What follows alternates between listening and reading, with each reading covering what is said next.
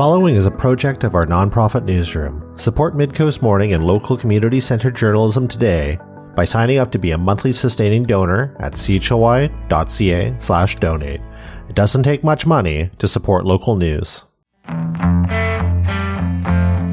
Hello and welcome to Midcoast Morning. I'm Joe Pugh. A plan to build a new water reservoir in Nanoose Bay has generated opposition among residents.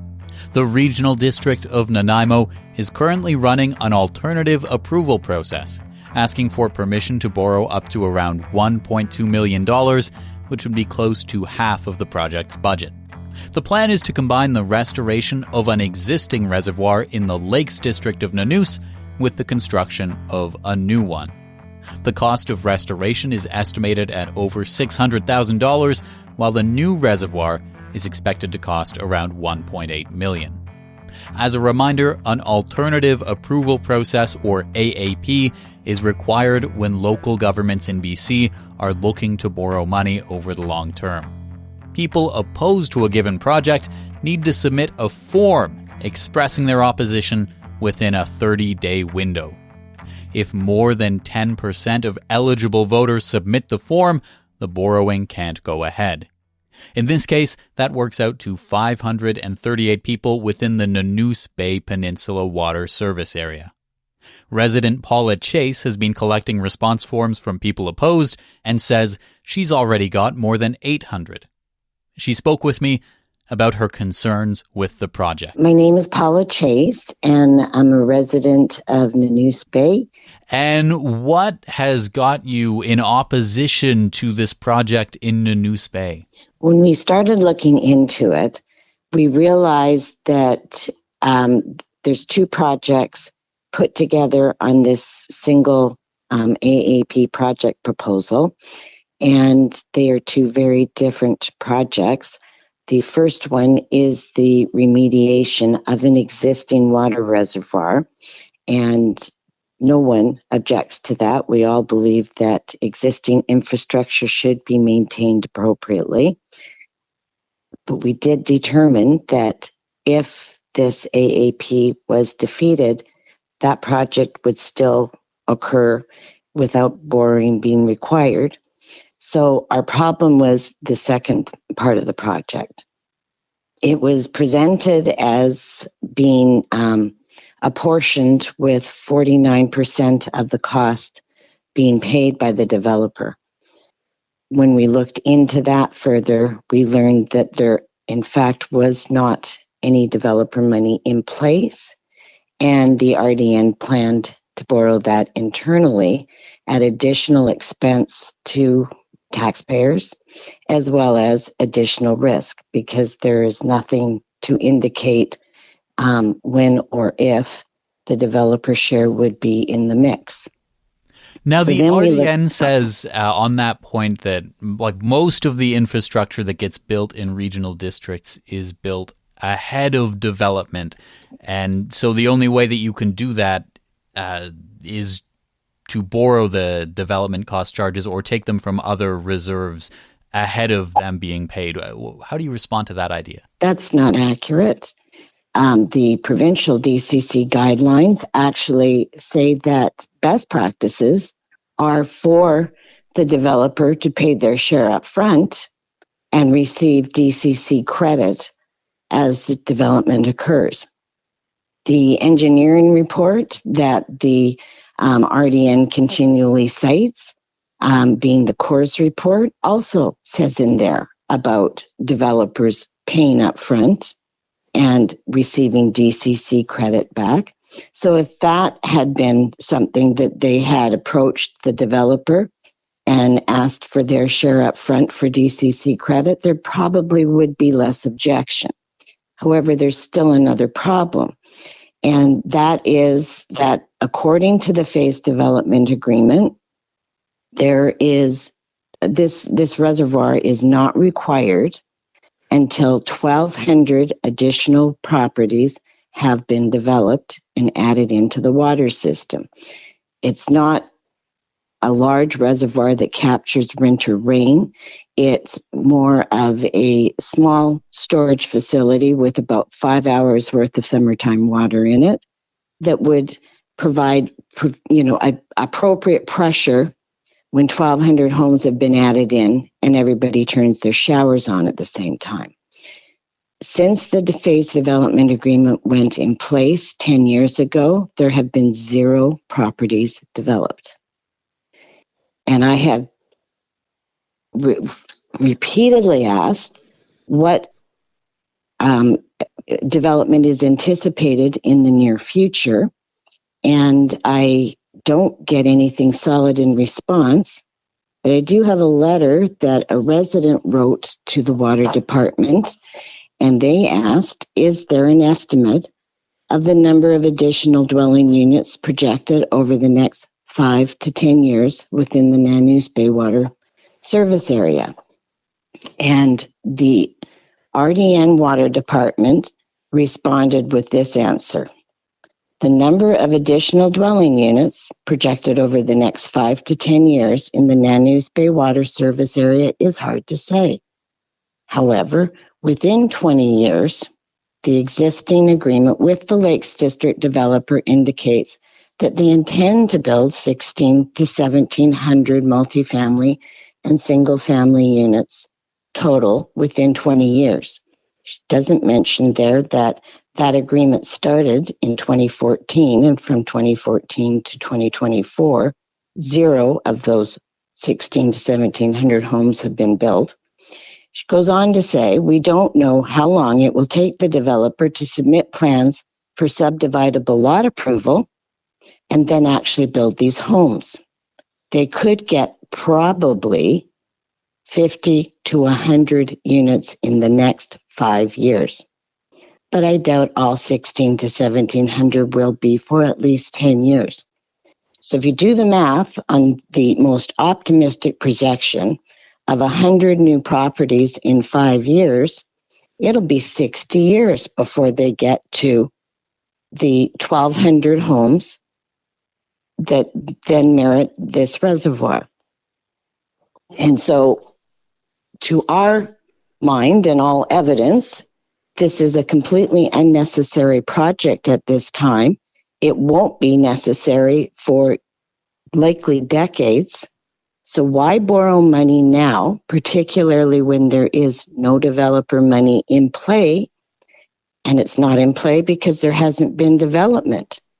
By the time it's actually needed, there would be ample development contribution in the pot.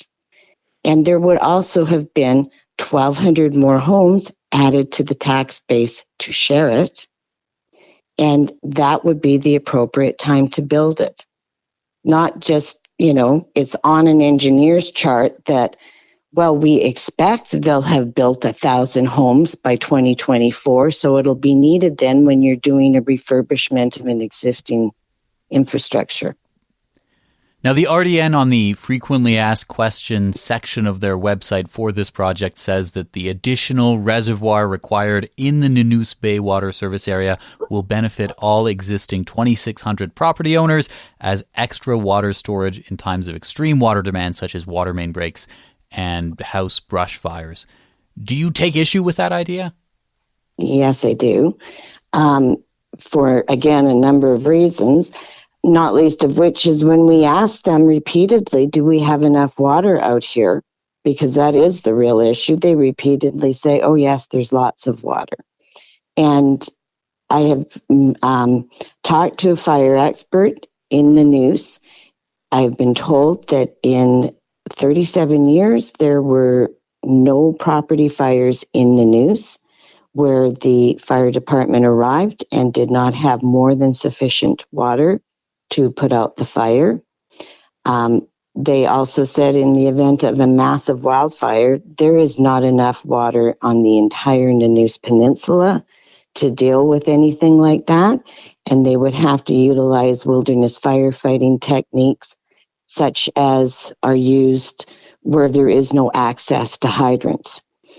This is not a large reservoir. It is a small reservoir that contains enough water at current summertime usage rates for less than 5 hours worth of water. It is designed specifically to keep the system pressurized when additional homes are added to the system and everybody wants to turn on a shower at the same time. This is not a large storage facility. It would not last for any length of time if we had a major problem out here. How many forms have you collected to date in opposition to the AAP on this? As of this morning, I have 834 in my possession. We know people have submitted directly to the RDN, but the RDN is not allowed to release any numbers until the end of the AAP process, so we don't know how many went there. And I understand that if people have filled out a form and given it to you, but they change their minds ahead of the deadline, that you're willing to give them back their forms? Absolutely. I have done everything I can to make people well aware that once the RDN announced that last Monday night, a week ago Monday night, I organized all the forms by address so that I could quickly find anyone's form. I have been putting that message out repeatedly on our neighborhood Facebook group, and I have been doing my best to get it out through media as well. I don't want anyone feeling like they've been coerced into signing one of these. I don't want anyone thinking that they can't change their mind. If they want their form back, I will readily give it back to them. No judgment, no questions. Is there anything else you think it's important to bring to this conversation today? I think there's a couple of things. For starters, I personally think this entire AAP process is questionable. It's basically a negative vote. If people are unaware of this, and it is definitely something many people are still unaware of, we have encountered 10% of people who said they never received the notice that the RDN was sent out to everyone. We had people calling as recently as yesterday that only learned about this process because of media I've been doing this week. And so they don't even know about the project. And if they don't know and don't oppose it, they are stuck with the tax if the AAP succeeds. I personally think that that is an underhanded way to just keep adding more taxable items and doing more borrowing without giving voters and residents a real say in how they'd like to see their money spent. We have had unsustainable tax increases in our community. My personal taxes have gone up well over 100% in the last 10 years. The projections are that they are to go up another 64.7% over the next 5 years. And we are doing this because we know and are meeting more people daily who are being taxed out of their homes, literally, cannot afford to pay their taxes, are terrified about the upcoming increases because of out-of-control spending. Paula, thank you very much for taking the time to speak with me on this. Thank you very much. I appreciate the time. Paula Chase speaking about her opposition to a Regional District of Nanaimo plan to borrow around $1.2 million as part of a project to build a new water reservoir in Nanoose Bay. When we come back, we'll hear from the RDN's Manager of Water Services, Murray Walters. Midcoast Morning is made possible by the Community Radio Fund of Canada's Radio Meters program and listeners like you. Support Midcoast Morning and CHLY's nonprofit newsroom today by becoming a sustaining donor at chly.ca/donate. Local news can't survive without your support. Another way to help us out is to share this show with your friends and tell them why they should support us. Finally, if you're listening to the podcast edition of Midcoast Morning, go and give us a positive review on Apple Podcasts or whatever podcast feed you use. It helps people find us. Today on the show, we're talking about a plan to build a new water reservoir in Nanoose Bay that's proved controversial. I spoke with the RDN's Manager of Water Services. My name is Murray Walters. I'm the Manager of Water Services at the Regional District of Nanaimo, and we manage 9 small water systems around the region, obviously not in any of the municipalities, but in the rural areas. And could you tell me about maybe the decision to combine this new reservoir in the Nanoose Bay Lakes District with the project to do renewal on the existing one? Sure. So I guess there's kind of a really simple reason why we combined the two of them, and it's just because we don't have a lot of staff, and it's just, it's twice the work to do 2 of these things. So if we combine them together, it's a lot less work for people who have a lot of work to do. So we combined them because they're quite related, being reservoirs in the same water system, and just to be efficient time and cost-wise. And residents of Nanoose Bay have expressed concerns that the new reservoir isn't necessarily needed right now, they say, that it's called for in phase 4 of a development plan, but the homes in the first 3 phases haven't been built. Can you respond to those concerns? Sure. So, like most shared infrastructure in a water system, particularly, it's important to get your shared infrastructure in place before people need it. And, we don't have a firm schedule from a developer as to how many units they're going to build when.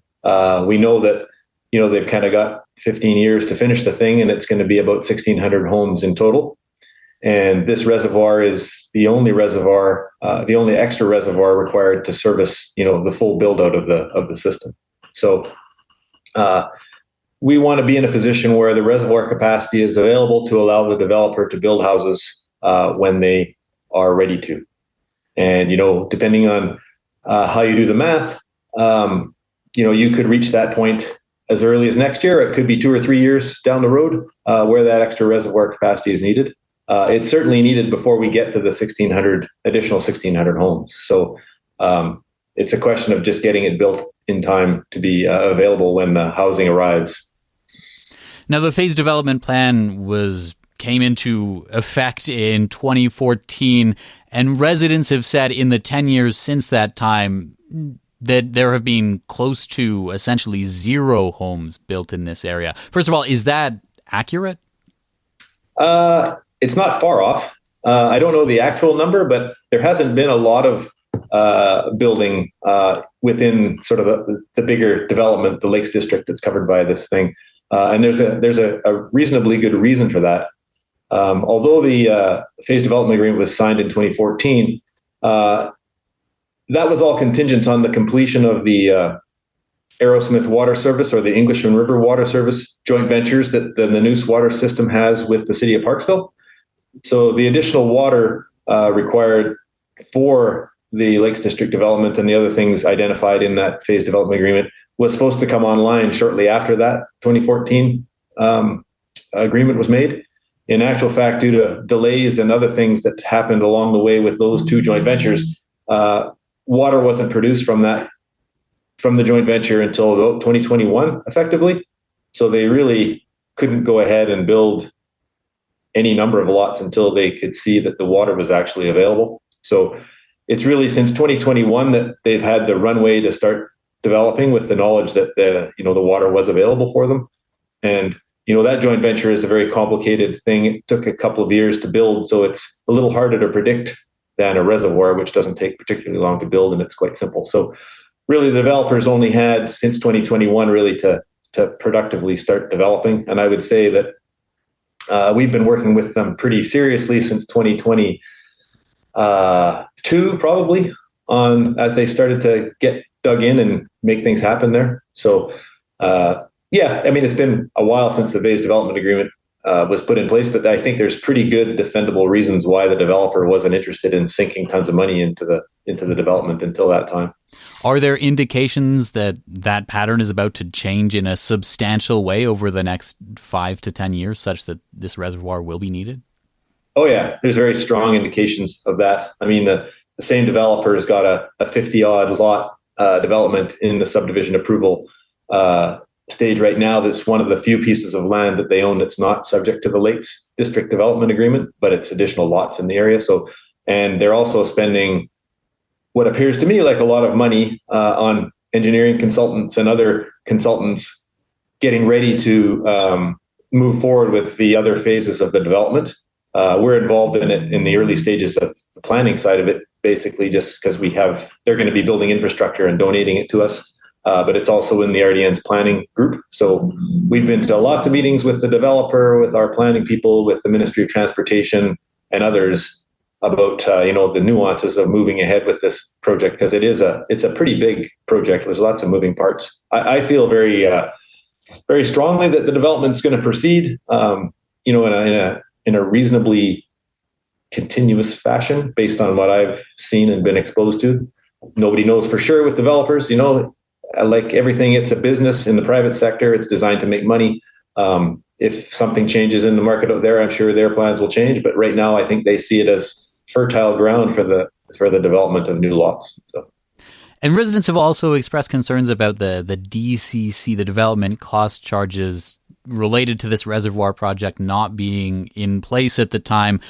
First of all, could you just confirm that that's true and the plan is is the plan to borrow those funds, or is it to borrow them from other reserves, to borrow them from the MFA? What's the plan with the DCCs to build this reservoir?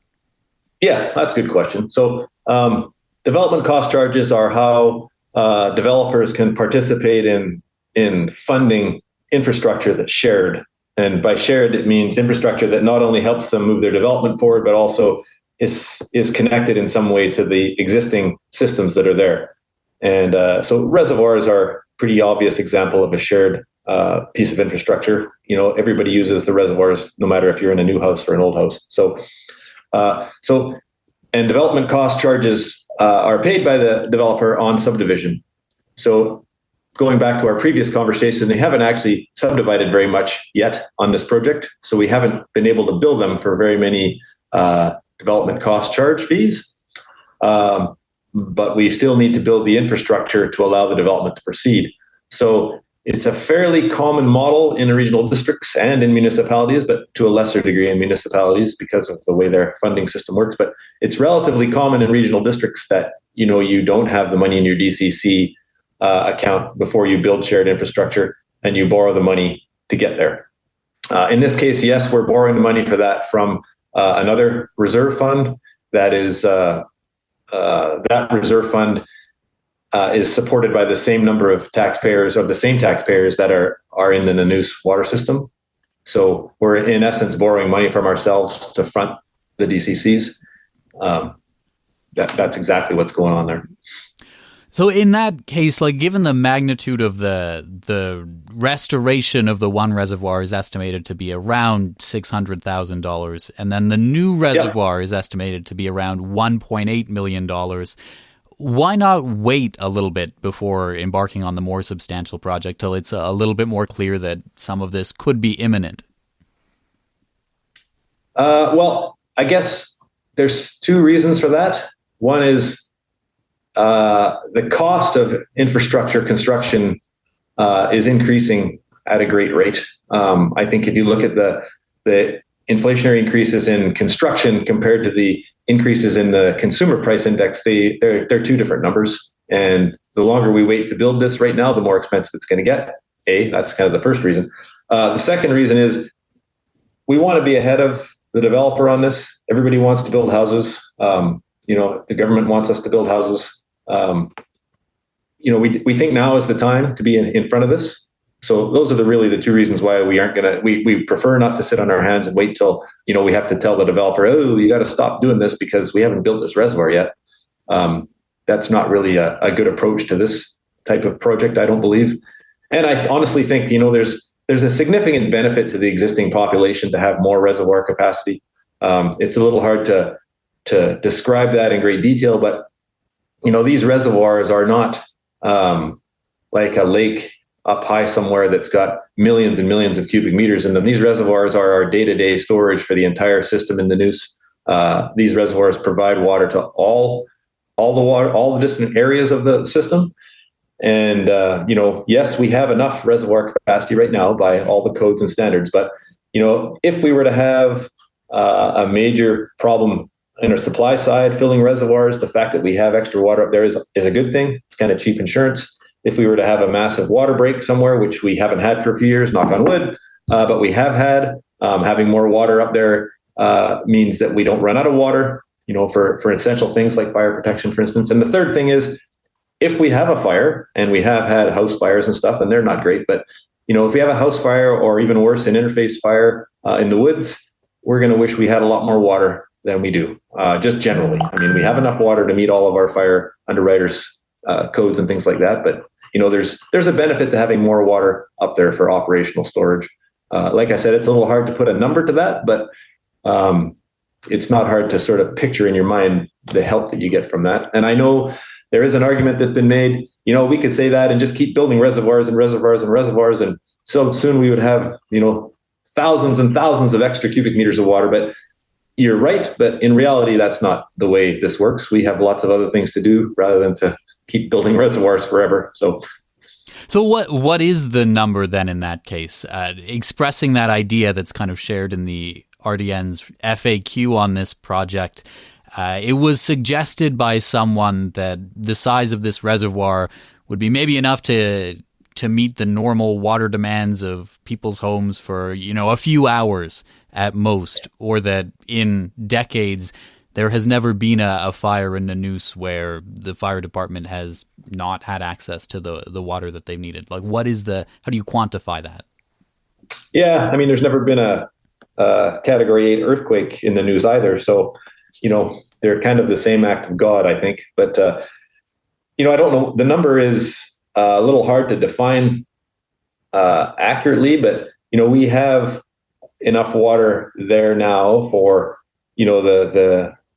to meet all the requirements for health, hygiene, and fire protection, which is really what the supply of potable water is intended to do. If we had 1,600 more homes in the area, we wouldn't have enough water. And at some point between 0 and 1,600, there's the point where you have to say, okay, we don't have any water for the rest of this. We're going to have to hold up until we build the reservoir. So I think I may have lost the thread of your question a little bit there, but no, I guess I'm just curious then, what would you say to residents who maybe feel on this project being asked to cover 50% of the cost when the other half of the cost isn't in place, that maybe just feel like they're subsidizing developers for something where the only benefit to them might be in an emergency that has never happened in decades? Yeah, I mean, you can't argue with that. I mean, they are definitely paying the interest on that $800,000 loan. There's no doubt about that.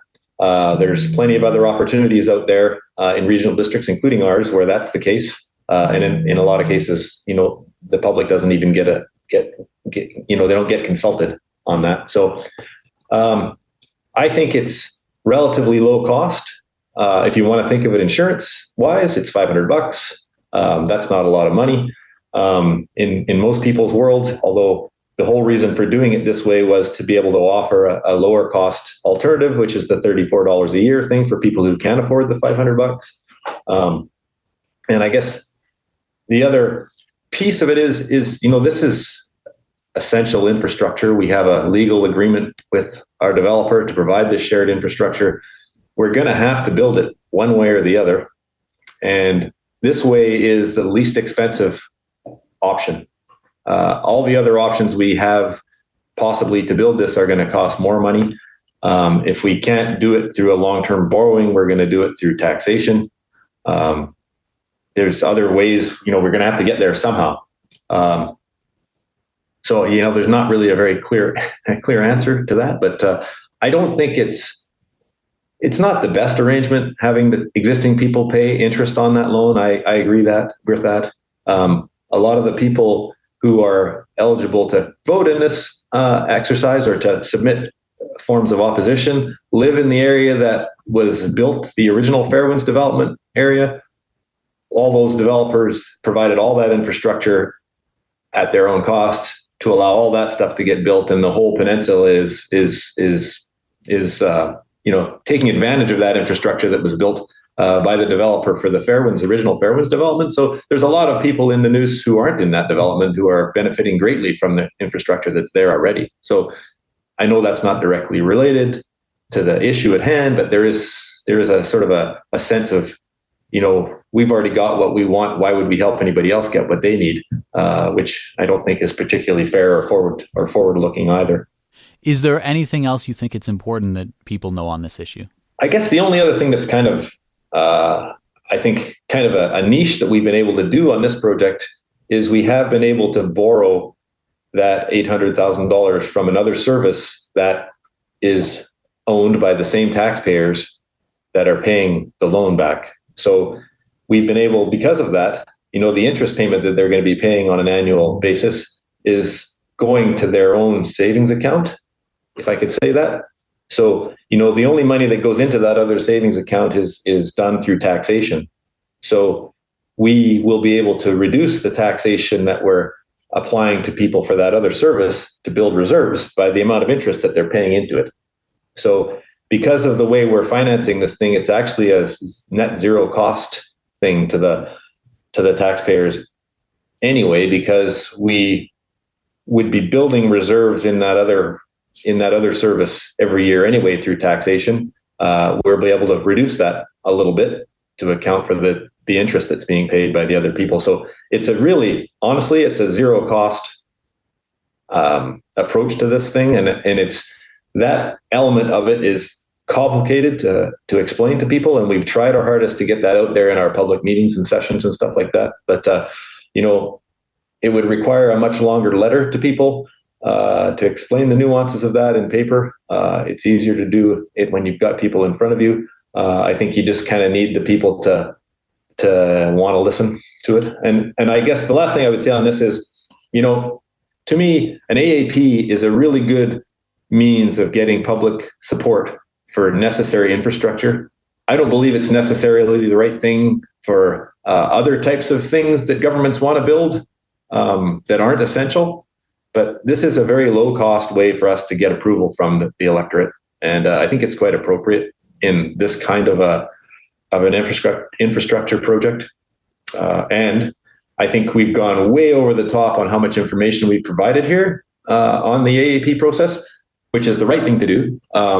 We're not required to do any of these public sessions or anything like that to do an AAP. I mean, the province lets you sneak out under the door on AAPs if you want to. All you have to do is put one ad in a newspaper. But, we put a lot of time and effort into trying to make people understand this. And at the end of the day, if it fails, that's fine with me, as long as it fails because people have read the facts and disagree with it. That's the whole thing about the democratic process. If people are opposed to it, and they're opposed to it for factual reasons, I have no issue with that. I mean, that just means the system works. And I think the bar is really, really low when you only need 10% of the electors to get there. So yeah, I think that's it. Murray, thank you so much for taking the time to speak with me on this. Yeah, you're welcome. Happy to chat anytime on this stuff. Murray Walters is the manager of water services at the Regional District of Nanaimo. The alternative approval process on this issue is open until 4 p.m. on September 16th. That's our show for the day. Thank you for joining me. I'm Joe Pugh, host and producer of Midcoast Morning. Jesse Woodward is our executive producer, and RB Frew is our technical advisor. You can sign up for CHLY's newsletter at chly.ca/subscribe for updates from our nonprofit newsroom and more. Our theme song is First One by local Nanaimo band Waste Management. If you have a story you'd like us to cover, email us at news@chly.ca. That's all for now. I'll talk to you on another Midcoast Morning.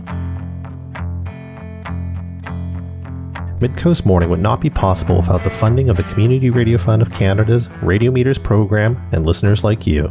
Midcoast Morning is a project of CHLY's nonprofit newsroom. Support nonprofit journalism in Nanaimo and on the Sailor Sea today by becoming a monthly sustaining donor at $5 or more per month. Support the program at chly.ca/donate. If you're already a supporter, record a voice memo telling others where you're listening from and why they too should support our work. After you're done, you can email it to us. Also, share the podcast with your friends. While Meta is blocking Canadian users from sharing news content on their Facebook feeds, you can still share our podcast directly with your friends via Facebook or Instagram Messenger. Finally, this program acknowledges and gives thanks to the Snuneymuxw First Nation as we broadcast and podcast from their traditional territory. Thanks for listening.